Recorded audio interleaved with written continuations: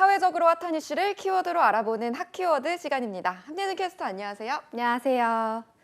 네, 요즘 고금리 특판 예적금 상품에 가입하기 위해 새벽부터 줄을 서는 진풍경이 연출되기도 하는데요. 은행들이 너도 나도 예금과 적금 금리를 올리면서 연 5%대 이자를 주는 정기예금 상품이 흔해졌죠. 1억 원을 넣으면 연이자 500만 원이 붙는 겁니다. 그런데 말이죠. 연 1.8%대 금리를 줄 뿐인데도 직장인이라면 하나쯤 가지고 있는 통장이 있죠.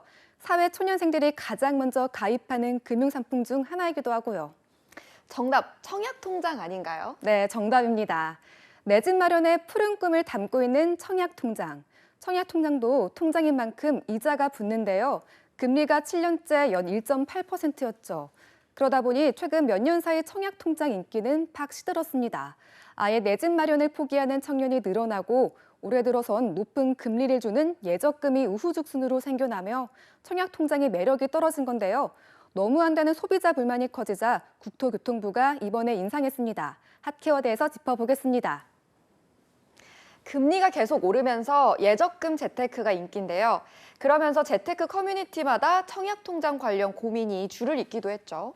네, 맞습니다. 청약통장에 차곡차곡 넣어둔 통장을 해지하고 이율 높은 예금으로 갈아타야 할지, 분양받을 일이 없으니 해지하는 게 나은지 문의하는 글도 적지 않더라고요. 그동안 청약통장 이자율은 1.8%로 일반적인 예적금 이자는 물론이고 심지어 기준금리인 3%보다 낮았기 때문입니다. 이렇다 보니 지난달 청약통장 가입자는 2,851만여 명으로 전월 대비 4만 명이나 줄었습니다. 그래서 정부가 이자를 이번 달부터 인상하고 나선 거군요. 네, 0.3% 인상의 청약통장 금리는 연 2.1%가 됐습니다. 1,000만 원을 넣었다면 3만 원 정도가 더 붙는 1년에 21만 원 이자를 받는다는 뜻입니다. 국토부는 최근 시중 금리와의 격차 등을 고려해서 청약 저축 금리를 올린다고 밝혔는데요. 그러나 청약통장 금리 2.1%로 예적금은 물론 기준금리 3%보다 여전히 낮습니다. 국토부는 버팀목과 디딤돌 대출 등을 받는 사람들의 이자 부담이 커질 수 있다는 점을 살펴 금리 인상폭을 정했다고 설명했습니다. 이 정도 이자 더 줘서 해지하려는 가입자들 마음을 되돌릴 수 있을지 모르겠는데요. 해지해야 하나 고민은 계속될 것 같은데 어떻게 하는 게 좋을까요? 네, 전문가들은 청약통장의 해지는 정말로 신중해야 한다고 조언하는데요.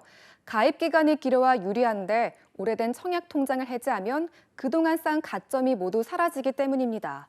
로또보다 되기 힘든 게 청약이라지만 한국에서 가장 경제적으로 집을 사는 방법은 청약에 당첨되는 것인 건 변함이 없는데요. 그래서 금리가 만족스럽지 않더라도 장기적으로는 봤을 땐 유지하는 게 더 이득인데 무엇보다 요즘 대출 금리가 무섭잖아요. 이럴 때도 활용할 수 있습니다.